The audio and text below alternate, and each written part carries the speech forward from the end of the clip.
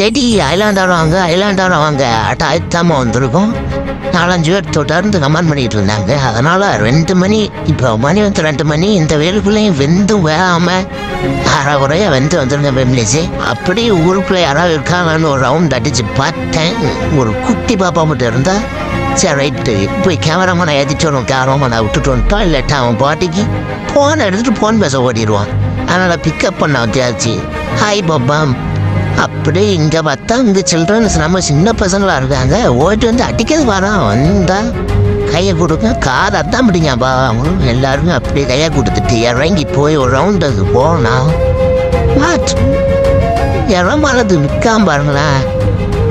அதான் பூரா ஃப்ரீ ஃபயர்டான்னு கெட்டு போய் விடங்க ஃபேமிலிஸு. என்ன துப்பாக்கிட்ட சுட்டுறாங்க கையிட்ட இவங்க சுட்டுக்கிட்டு நம்ம வயிற்றே கிடைக்கி விட்டாங்க. அப்படி பாய் சொல்லிட்டு கிளம்புனா பூரா வந்து வாழத்தான் முடியுங்க. லாரியில ரெட்டை டயர் இருக்கும்ல, அதுக்கு இடையில சுண்டலி மாட்டின மாதிரி ஆயிப்போச்சு என் கதை. ஆனால் அது ஆயிப்போச்சு. ஆஸ்பத்திரியில் கெட்ட போடுப்போ.